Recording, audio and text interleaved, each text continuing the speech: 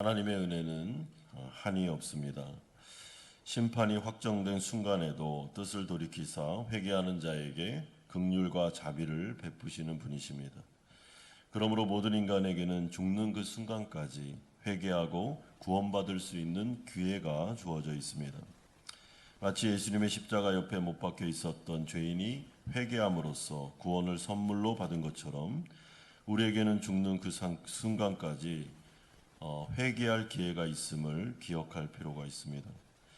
그러므로 나의 연약함을 바라보며 한탄하되 끝까지 하나님의 놀라운 성품을 바라보면서 하나님의 은혜와 자비를 구하는 것이 중요합니다. 이세벨의 계책에 따라 나봇은 억울한 죽음을 맞이하게 됩니다. 성읍의 장로들과 지도자들은 이세벨의 악행에 동참하고 금식을 선포한 후에 나봇을 함정에 빠뜨리고 있습니다. 이들은 나봇을 피고인석에 앉힌 다음에 느닷없이 재판을 진행합니다. 그리고 이세벨이 정한 시나리오대로 불량배 2명이 등장하고 나봇을 모함하기 시작합니다. 2명이 등장하는 이유는 율법에 따르면 법정에서 증인으로서의 효력을 발휘하기 위해서는 2명 이상의 증인이 필요했기 때문입니다.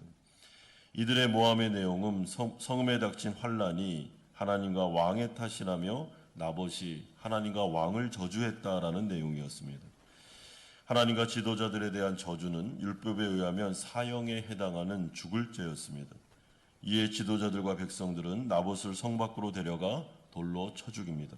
그리고 이때 나봇의 아들들도 함께 죽임을 당한 것으로 여겨지고 있습니다. 이들의 범죄는 완전 범죄처럼 보였습니다. 그리고 아합은 자신의 원한대로 나봇의 포도원의 상속인이 됩니다. 15절에서 차지하다라는 이 단어는 기업으로 소유하다, 상속받다라는 의미가 됩니다. 그러니까 범죄자의 땅은 율법에 따라 왕에게로 그 땅이 귀속되기 때문에 정상적으로 이 땅을 접수했다라는 의미입니다. 하지만 하나님이 아시는 것처럼 나봇은 범죄자가 아니었습니다. 오히려 하나님의 말씀에 철저히 순종하는 의인이었습니다. 이처럼 아합과 이세벨 그리고 성읍의 장로들과 지도자들은 하나님의 뜻을 거부한 채 서로 협력해서 악을 저지르고 있었습니다. 특히나 성읍의 장로들은 악한 권력 앞에서 이들의 협력자가 되어 하나님을 저버렸습니다.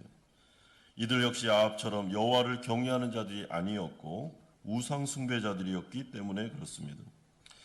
여러분, 하나님의 말씀을 무시하면 이처럼 이스라엘은 그야말로 무법천지로 변하고 말입니다.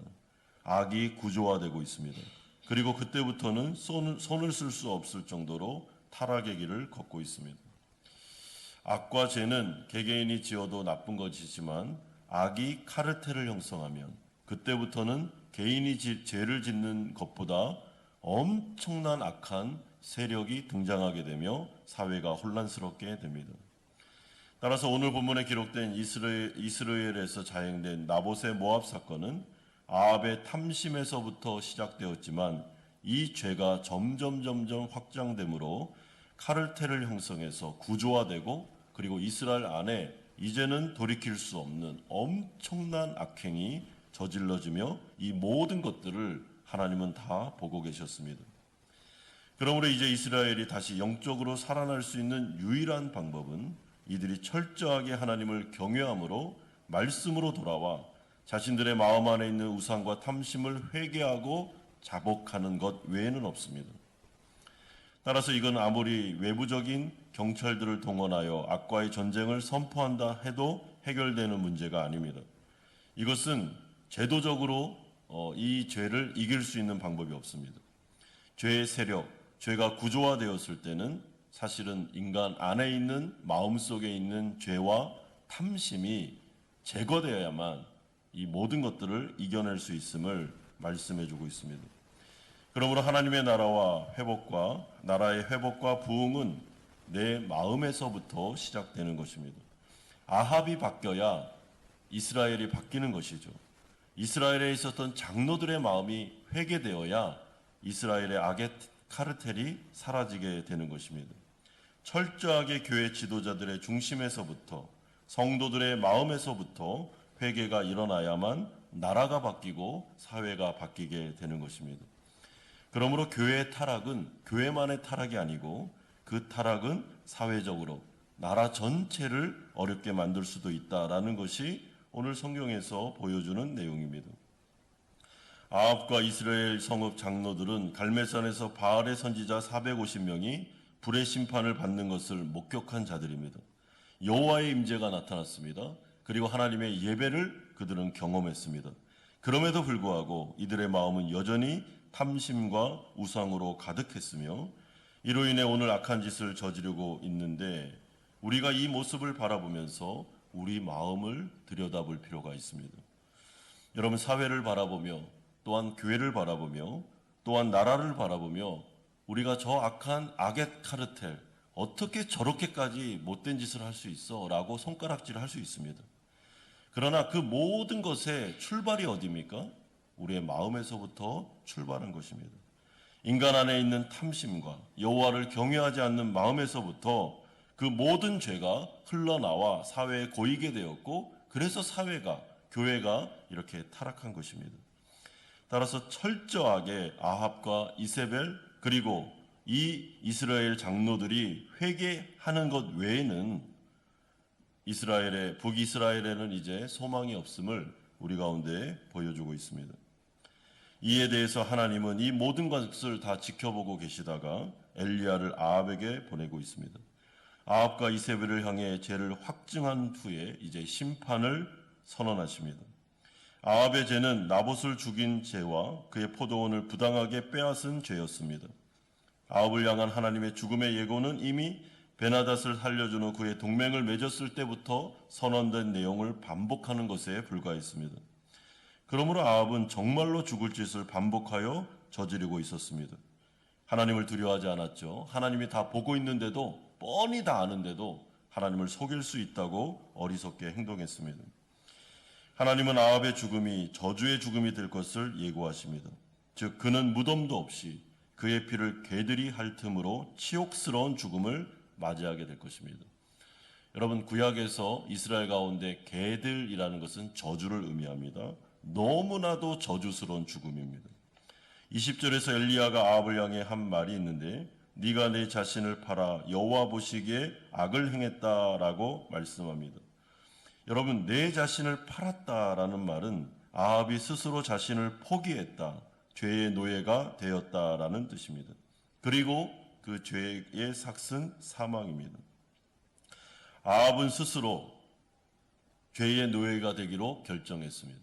그러므로 아합의 심판은, 아합의 저주는 사실은 자신이 자초한 것이지 하나님께서 자비롭지 않아서 그런 것이 아닙니다.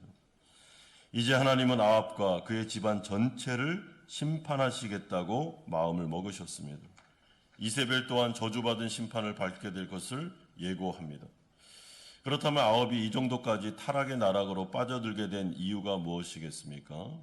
그것은 아합 자신의 죄 때문이기도 하지만 열왕기 저자가 지금 계속해서 힘주어 강조하고 싶은 것은 아합이 이세벨이라는 여자와 결혼했기 때문에 하나님께서 그렇게도 만류하시고 절대로 가나안 땅에 갔을 때 이방 여인들과 결혼하지 마라. 그리고 이방인들과는 사귀지 마라. 라고 구분지어 거룩하게 살라고 말씀하셨지만 아합은 정략적으로 이세벨이라는 우상 숭배자 딸과 결혼함으로 말미암아 타락의 길을 겪게 됩니다. 여러분, 그렇기 때문에 죄는 인간의 원죄도 문제지만 주위의 사람들로부터 유혹을 받는 것도, 영향을 받는 것도 무시할 수가 없습니다. 여러분, 내가 누구를 만나느냐, 누구와 사귀느냐는 유혹을 받는데 엄청난 영향을 줍니다. 청소년들이 어떤 친구들과 사귀느냐가 중요한 것입니다. 여러분, 우리가 세상을 살면서 술 친구들과 사귀고 아니면 막 음란하고 이런 부류의 친구들을 데리고 있다면 늘 그런 곳으로 가겠죠. 그걸 거부하고 그것을 못하겠다고 말하는 게 어려운 것입니다. 그러므로 지혜가 필요합니다. 여러분, 하나님께서는 왜 가나안 땅에 들어가면 우상 숭배자들하고는 식사도 같이 하지 말고 그들을 집으로 들이지도 말고 절대로 사귀지 말라고 한 이유가 무엇이겠습니까? 그만큼 우리가 원죄를 가지고 있기도 하지만은 우리가 영향을 너무나도 많이 받는 자들이기 때문에 그렇습니다. 그래서 하나님은 이 땅 가운데 성도들을 위해 교회를 주셨습니다. 믿는 자들과 함께 더불어 이 어려운 유혹의 세상 속에서 함께 믿음으로 신앙을 지킬 수 있도록 안전장치, 영혼의 집, 교회를 주신 것입니다. 여러분, 혼자 신앙생활을 잘할 수 있다라는 것은 교만에 불과합니다. 혼자 못합니다, 우리는. 누군가는 나를 책망해 줘야 되고, 누군가는 나를 격려해 줘야 되고, 누군가는 나와 함께 이 길을 걸어갈 수 있는 동역자, 교인들이 필요한 것입니다. 그리고 겸손한 그 사람은 교회에 자신을 의탁하고 성도들에게 자신의 기도 제목을 부탁하면서 내가 세상에 유혹받지 않도록 나를 지켜달라고 함께 이 길을 걸어가달라고 당부하는 것이 겸손이라고 생각합니다. 그러므로 사랑하는 성도 여러분, 이 세상 가운데 내가 누구와 사귀고 누구와 동역하며 누구와 함께 길을 걸어가고 있는지를 잘 조심하면서 그것을 생각하셔야 됩니다. 오늘 본문에서 참으로 놀라운 장면은 바로 자신과 이세벨 및 왕조의 멸망을 선고받은 아합이 하나님 앞에서 회개하고 이에 하나님께서 그에게 다시 긍휼을 베푸시는 장면이 나오고 있습니다. 그가 그의 마음을 겸비하고 있습니다. 아합은 엘리야의 대언의 말씀의 심각성을 깨닫고 자신을 낮추고 있습니다. 옷을 찢고 굵은 배로 몸을 두르고 금식하고 굵은 배에 누워 걸음걸이까지 조심하고 있습니다. 그런 게 놀랍게도 이러한 아합의 회개가 오늘 본문은 진심이었다고 우리에게 말씀해주고 있습니다. 이에 대해서 하나님은 솔로몬 때와 같이 아합의 재앙도 그의 아들 때에 내리실 거라고 선언하십니다. 크고 많은 악을 행한 아합이었지만 그가 하나님 앞에서 겸비하기 시작하자 하나님께서는 다시 그에게 긍휼을 베푸십니다. 따라서 하나님은 모든 인간이 심판받는 것을 원하지 않는 분이십니다. 오히려 죄를 떠나 회개하고 축복된 인생을 살기를 바라고 계시며 이것이 바로 하나님의 뜻이고 하나님의 소망입니다. 적어도 아합이 지금 이 순간에 엘리야의 말을 듣고 거기에서 무릎 꿇고 겸비했을 때 그는 하나님의 긍휼을 받게 된 것입니다. 물론 이 사람이 끝까지 회개의 길로 간 것은 아닙니다. 그럼에도 불구하고 하나님은 이 조금이라도 겸비하는 이 모습을 너무나도 기뻐하고 있다라는 것이 오늘 본문의 강조점입니다. 이처럼 하나님은 불순종하는 자의 죄는 3, 4대까지 갚으시지만 순종하는 자에게는 1000대까지 은혜를 베풀겠다라고 말씀하시면서 하나님은 심판하는 게 목적이 아니고 은혜를 베푸는 게 목적이다라는 것을 강조해주고 있습니다. 사랑하는 성도 여러분, 성경의 창세기부터 요한계시록까지 하나님은 은혜롭고 자비로우시며 하나님은 인간을 창조하셨을 때 인간에게 복을 주기 위해서 하셨고 모든 죄인들이 다 회개하고 구원받기를 원하신다. 이것이 바로 하나님의 진심이며 하나님의 뜻이고 그래서 아들 예수 그리스도가 이 땅 가운데 오셨고 십자가를 지셨다라고 말씀합니다.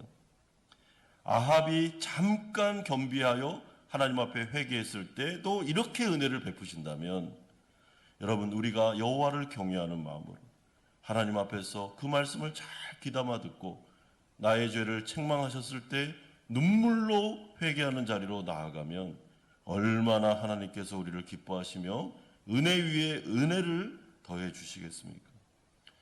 우리가 하나님 앞에 나와 예배하고 기도하는 순간 여러분 우리의 마음속에 하나님의 은혜와 한량없는 자비하심과 하나님의 긍휼하심을 기억하시기를 바랍니다. 내가 어제도 또 오늘 이 새벽에도 하나님의 마음을 아프게 드리는 마음과 생각이 있었다 할지라도 오늘 하나님께서 나의 탐심을 나의 죄를 또 내 안에 있는 회개할 거리를 말씀하신다면 하나님의 인자하심을 생각하면서 하나님 앞에 나아가 이 모든 것들을 말씀드릴 때 그 죄를 용서해 주실 뿐만 아니라 성령 충만함을 허락해 주시고 다시 한번 기쁨을 주시며 이 세상을 능력 있게 살아갈 수 있도록 인도해 주실 것을 믿고 오늘 이 새벽에도 하나님 앞에서 내 자신을 깊이 돌아보고 하나님과 친밀한 교제를 기도로 드리시는 우리 성도님들 되시기를 주 예수 그리스도의 이름으로 축원드립니다.